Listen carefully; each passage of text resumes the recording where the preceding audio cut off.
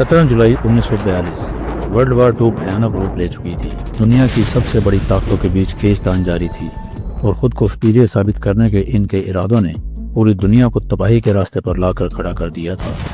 Hitler की Nazi army लगभग पूरे वेस्टर्न यूरोप को बुरी तरह से रौंद चुकी थी और अब उसकी आर्मी ईस्टर्न यूरोप को भी अपने कब्जे में लेने के लिए सोवियत यूनियन को भी घेरने लगी थी। यहाँ हिटलर की नजर स्टालिनग्राड पर थी। स्टालिनग्राड सोवियत यूनियन का वो शहर है जिसे उसके सबसे बड़े डिक्टेटर जोसेफ स्टालिन ने अपने नाम से नवाजा था और उसे अपने कब्जे में लेकर हिटलर स्टालिन के गुरूर और नेचुरल रिसोर्सेज पर एक साथ चोट करना चाहता था। लेकिन स्टालिन भी पीछे हटने वालों में से नहीं था। उसने भी स्टालिनग्राड की बैटल को अपने जमीर के साथ जोड़ लिया था, जिसे डिफेंड करने के लिए वो कुछ भी करने के लिए तैयार था। इसके बाद सोवियत और जर्मन आर्मीज आपस में भिड़ गईं।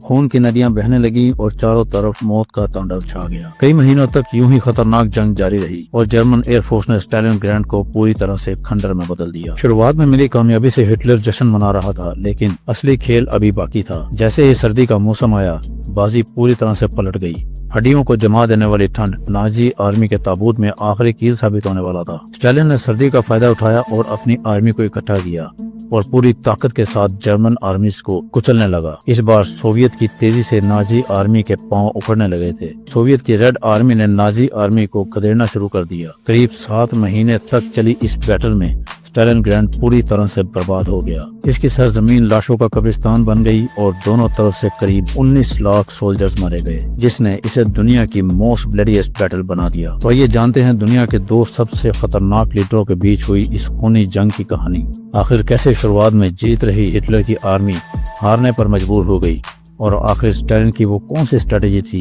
जिसने हारी हुई बाजी को भी जीत में बदल दिया, और कैसे हिटलर का स्टालिनग्राड को जीतने का मंसूबा वर्ल्ड वार II में उसके हारने की वजह बना।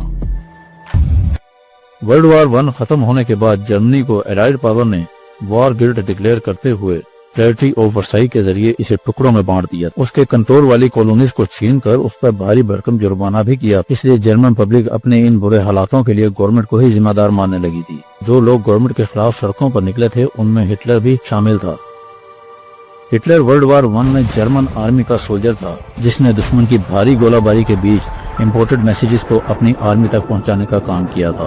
उसकी इसी बहादुरी को सल्यूट करते हुए आयरन क्रॉस से भी नवाजा गया था। आगे चल के उसने आर्मी छोड़ दी और 1919 में जर्मन वर्कर पार्टी को ज्वाइन कर लिया, जिसे उसने आगे चलकर नाजी पार्टी में तब्दील करके हुकूमत में पहुंचने का जरिया बनाया। उसने जर्मनी के लोगों को बड़े बड़े ख्वाब दिखाकर अपना मुरीद बना लिया था।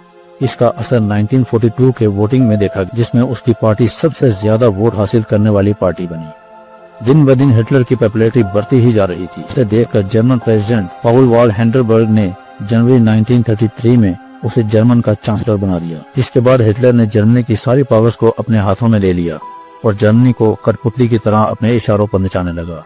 अब हिटलर के हाथों में जर्मनी की हुकूमत तो थी, लेकिन उसे चलाने के लिए पैसा नहीं था। इसलिए उसने मुल्क में कई इकोनॉमिक बदलाव किए और फौरन स्ट्रेटेजी को बदलते हुए और दुनिया को फ्यूचर वॉर से बचाने के लिए बनी लीग ऑफ नेशन से जर्मनी को बाहर कर लिया।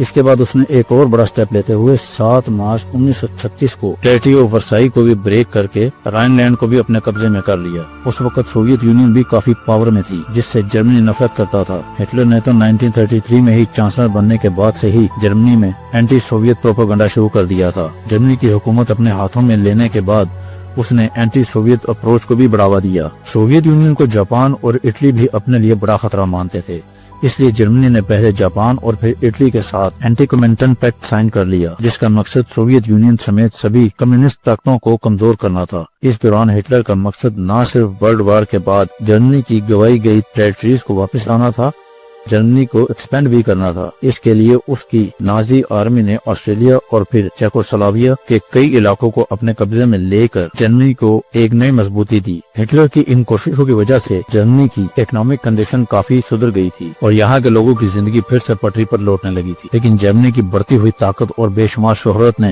हिटलर के ख्वाबों को और भी बढ़ावा दिया, जिन्हें पूरा करने के लिए वो पूरे यूरोप को अपनी मुट्ठी में लेने और मकसद से आगे बढ़ रहा था। वो अब अपने हमसाये मुल्क पोलैंड पर कब्जा करना चाहता था, लेकिन उसे डर था कि कहीं ब्रिटेन और फ्रांस जैसी वेस्टर्न ताकतों के अलावा सोवियत भी उसके इस काम में टांग ना अड़ाए। उसके लिए एक वक्त पर ईस्टर्न यूरोप में सोवियत यूनियन और वेस्टर्न यूरोप में ब्रिटेन और फ्रांस जैसे मुल्कों पर कब्जा कर पाना मुश्किल था। اس لیے ہٹلر نے بڑی ہی چالاکی سے اگست 1939 میں سوویت کے ساتھ German Soviet non aggression pact sign کر کے پوری دنیا کو حیران کر دیا۔ اس پیکٹ کے تحت جرمنی اور سوویت یونین نے طے کیا کہ وہ ایک دوسرے کے علاقوں کو 10 سال تک نشانہ نہیں بنائیں گے۔ اس پیکٹ کی آڑ میں جرمنی اور سوویت یونین نے پولینڈ کو آپس میں بانٹنے کی ایک سیکرٹ پلاننگ کی، اور ساتھ ہی ہٹلر نے سوویت کو برطانیہ اور فرانس کے ساتھ جانے سے روک کر اس سے ملین آف ٹن اناج اور آئل خریدنے کی بھی پیشکش کر دی۔ اس پیکٹ سے سوویت کو بھی کافی فائدہ ہو رہا، اس لیے اسٹالن بھی جرمنی کے ساتھ تعلقات بڑھا رہا تھا۔ حالانکہ ہٹلر نے اس پیکٹ کی وجہ سے اپنے دو قریبی ملکوں جاپان اور اٹلی کو ناراض کر دیا تھا، لیکن ہٹلر کو اس سے کوئی فرق نہیں پڑتا تھا، کیونکہ یورپ کو جیتنے کے اپنے خواب کے آگے وہ کسی کو بھی قربان کر سکتا تھا۔ سوویت کو اپنی طرف کرنے کے ایک ہی مہینے بعد ہٹلر نے 1 ستمبر 1939 کو پولینڈ پر حملہ کر دی۔ جرمنی کے اس حملے کی وجہ سے 2 دن بعد سے ہی پولینڈ کی طرف سے برطانیہ اور فرانس لڑنے لگے تھے، اور یہیں سے ورلڈ وار 2 کی شروعات ہوتی ہے۔ کچھ دن بعد سوویت بھی ایسٹرن سائڈ سے پولینڈ پر حملہ کر دیتا ہے۔ جرمنی صرف ایک مہینے کے اندر ہی ویسٹرن پولینڈ پر اپنا قبضہ جما لیتا ہے اور ایسٹرن پولینڈ سوویت کے کنٹرول میں آ جاتا ہے۔ جرمنی یہیں نہیں رکتا، 10 مئی 1940 کو نیدرلینڈ، بیلجیم، لگزمبرگ اور فرانس پر بھی ایک ساتھ اٹیک کر دیتا ہے۔ اس پر قبضہ کرنے کے بعد جرمنی برطانیہ پر بھاری بمباری کر دیتا ہے۔ برطانیہ بھی جرمنی کو منہ توڑ جواب دیتا ہے۔ کئی مہینوں تک چلی اس وار میں برطانیہ کی رائل ایئر فورس نے جرمنی کے 1650 ایئر کرافٹ مار گرائے، جس سے جرمنی ایئر فورس کو بھاری نقصان ہوا۔ دوسری طرف جرمنی نیوی کو بھی کوئی خاص کامیابی نہیں مل رہی تھی، جس کی وجہ سے ہٹلر کو اپنی اسٹریٹجی بدلنی پڑی۔ ایسے میں ہٹلر نے اپنے پرانے ساتھی اٹلی اور جاپان کے ساتھ 27 ستمبر 1940 میں ٹرائپارٹائٹ پیکٹ سائن کر کے ایکسس پاور بنا لی۔ 2 مہینے بعد ہی ہنگری، رومانیہ اور سلوواکیہ نے بھی ایکسس پاور جوائن کر لی۔ ادھر سوویت یونین بھی اپنی آرمی کو مضبوط بنانے میں جٹا ہوا تھا۔ اس نے کئی چھوٹی چھوٹی کنٹریز کو اپنے قبضے میں لے لیا تھا۔ اسٹالن کی بڑھتی طاقت نے ہٹلر کو سوچ میں ڈال دیا تھا۔ اسے ڈر تھا کہ سوویت یونین جتنا طاقتور بنے گا اس کے لیے آگے چل کر اتنی ہی مشکلات بڑھائے گا۔ ہٹلر کی پریشانی تب بڑھنے لگی جب اس نے دیکھا کہ سوویت اور برطانیہ آپس میں ایکسس پاور کے خلاف بات چیت کر رہے ہیں۔ جرمنی کے لگاتار حملوں کی وجہ سے پریشان برطانیہ امریکہ سے بھی مدد مانگ رہا تھا، اور امریکہ نے برطانیہ کو ہتھیاروں کی سپلائی جاری کر دی۔ سوویت اور برطانیہ کو ایک ساتھ امریکہ کی طرف جاتے دیکھ ہٹلر خود کو اکیلا محسوس کرنے لگا تھا۔ ویسٹرن یورپ میں لگاتار حملوں کی وجہ سے جرمن میں آئل کی کمی ہو گئی تھی، اور اسے جنگ مسلسل جاری رکھنے کے لیے آئل کی ضرورت تھی۔ ہٹلر کے سر پر یہ خطرہ منڈلا رہا تھا کہ سوویت کسی بھی پل برطانیہ کے ساتھ مل سکتا ہے، اور خاص طور پر جب سوویت یونین کی آرمی بالٹک اسٹیٹ، سربیا اور ندن بوکوینا کے ساتھ مل کر آئل فیلڈ کے نزدیک پہنچ رہی تھی، جس پر جرمنی کافی ڈیپینڈنٹ تھا۔ تب سے ہی ہٹلر کو اسٹالن کے ارادوں پر اور بھی شک ہونے لگا تھا۔ اب اسے لگنے لگا تھا کہ اسے سوویت یونین سے نمٹنے کے لیے ویسٹرن یورپ کی پوری جیت کا انتظار نہیں کر سکتا۔ ہٹلر شروع سے ہی سوویت کو اپنے سب سے بڑے دشمن کے روپ میں دیکھ رہا تھا۔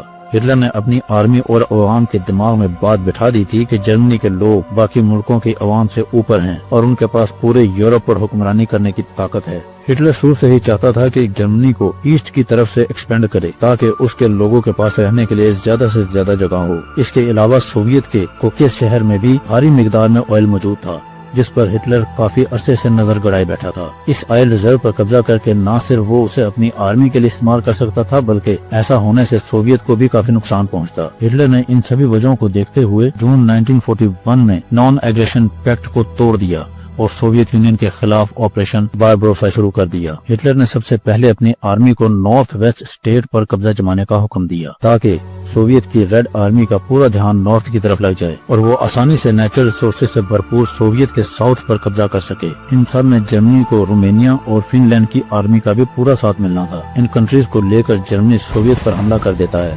نازی آرمی بجلی کی طرح دشمن پر اٹیک کر دیتی ہے، جس سے دشمن کو سمجھنے کا موقع ہی نہیں ملا۔ لگاتار مل رہی چیز سے ہٹلر کو لگ رہا تھا کہ وہ جلد ہی میکسیکو پر قبضہ کر لے گا، لیکن اسٹالن نے وار کو لے کر کچھ الگ ہی پلان کر رکھا تھا۔ وہ چاہتا تھا کہ میکسیکو تک پہنچنے سے پہلے ہی نازی آرمی تھک جائے اور اپنے وار ریسورسز کا ایک بڑا حصہ پہلے سے ہی کھو دے۔ اسٹالن کو پتا تھا کہ جرمن آرمی روس کی ہڈی جما دینے والی ٹھنڈ کو زیادہ دیر تک برداشت نہیں کر سکے گی، اس لیے اس کی ریڈ آرمی پہلے سے ہی ماسکو میں مورچہ سنبھالے بیٹھی تھی۔ جیسے جیسے نازی آرمی ماسکو کے قریب پہنچ رہی تھی، ویسے ویسے ان کی مشکلات بڑھ رہی تھیں۔ بھاری برف باری کی وجہ سے مٹی بھی گیلی ہو چکی تھی، جس کی وجہ سے جرمن آرمی کی گاڑیاں اور ٹینکوں کی رفتار کم ہو گئی۔ اس کے بعد یہاں تھکی اور پریشان ہوئی نازی آرمی کو پوری طرح سے ختم کرنے کے لیے 5 دسمبر 1941 کو سوویت آرمی نے کاؤنٹر کرنا شروع کیا۔ کڑکڑاتی سردی میں جرمن آرمی کے پاس نہ تو کوئی لڑنے کا تجربہ تھا اور نہ ہی ही अपने आप को इससे बचाने के लिए कोई तरकीब की।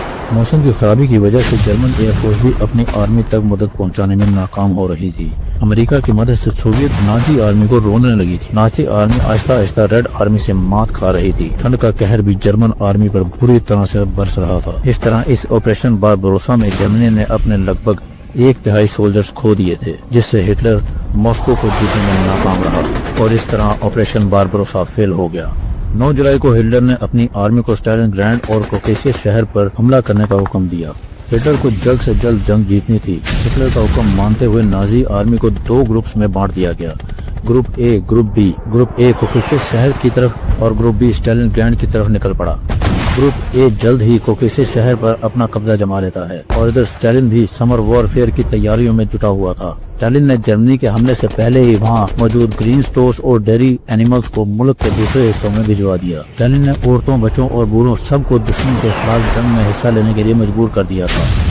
जिस तरह हिटलर स्टालिन को हासिल करने के लिए पागल था, इसी तरह स्टालिन भी स्टालिनग्राड को बचाने के लिए कुछ भी करने के लिए तैयार था। 16 से 25 सितंबर के बीच सिर्फ 9 दिनों में ही जर्मनी ने 9,746 हवाई हमले किए और स्टालिनग्राड को कुछ ही दिनों में खंडर में बदल दिया।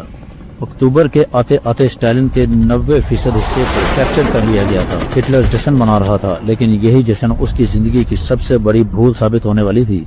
10% हिस्सा अभी भी जीतना बाकी था। वो स्टालिन की स्ट्रेटेजी को अंडर एस्टिमेट करने लगा था। जर्मन कमांडर्स आगे के इलाकों को जीतने के लिए खूनख्वार आर्मी बन चुकी थी और बिना कुछ सोचे समझे तेजी से आगे बढ़ रही थी। इनकी हर मूवमेंट की खबर स्टालिन को मिल रही थी। स्टालिन ने भी चाल चलना शुरू कर दी और जर्मन आर्मी को घेरने के लिए ऑपरेशन यूरेनस शुरू कर दिया। जैसे ही जर्मन आर्मी स्टालिन पहुंची तो ऑपरेशन यूरेनस के मुताबिक नाजी आर्मी को चारों तरफ से घेर लिया गया और उन पर हमले करना शुरू कर दिए। नाजी आर्मी बुरी तरह से बुखला गई। सोवियत आर्मी जर्मन आर्मी के बेहद करीब पहुंच चुकी थी। सोवियत आर्मी का काउंटर इतना जबरदस्त था कि 3 दिन में ही 2 लाख से ज्यादा जर्मन सोल्जर्स मारे गए। नाजी आर्मी बुरी तरह से फंस चुकी थी। रेड आर्मी तेजी से नाजी आर्मी को पीछे धकेल रही थी। दोनों आर्मी पीछे हटने को तैयार नहीं थी। जर्मन आर्मी का हर हमला नाकाम हो रहा था। जनवरी का महीना आ चुका था और भारी बर्फबारी शुरू हो चुकी थी। जर्मन आर्मी के पास फूड की भारी कमी हो चुकी थी। इससे जर्मन सोल्जर्स का हौसला टूटने लगा था और वो एक बड़ी हार का सामना करने वाले थे। लेकिन हिटलर डटे रहने का ऑर्डर दे रहा था। लेकिन अब सिचुएशन बेकाबू हो चुकी थी। 2 फरवरी 1942 को जर्मन आर्मी ने रेड आर्मी के सामने सरेंडर कर दिया। दुनिया के सबसे डेडलीस्ट बैटल में जर्मनी और एक्सेस पावर के 8 लाख से भी ज्यादा सोल्जर्स मारे गए। इनके साथ सोवियत यूनियन के 11 लाख सोल्जर्स ने भी अपनी जान गंवाई थी। वॉर इतनी भयानक थी कि इसमें 40,000 सिविलियन भी मारे गए। 91,000 नाजी सोल्जर्स को कैदी बना लिया गया। आगे चलकर नाजी आर्मी का इतना बुरा हाल किया गया कि वॉर खत्म होने के बाद सिर्फ 5 से 6,000 सोल्जर्स ही वापस लौट पाए। ये जंग हिटलर की सबसे बड़ी गलती साबित हुई। सोवियत को जीतने के इसके इरादे ने इसे कहीं का नहीं छोड़ा। अगर हिटलर स्टालिन पर हमला ना करता तो शायद वर्ल्ड वॉर 2 का नतीजा कुछ और होता। तो उम्मीद करता हूँ कि आपको मेरी ये वीडियो भी अच्छी लगी होगी। वीडियो अच्छी लगी है तो इसे लाइक करें, चैनल को सब्सक्राइब करें।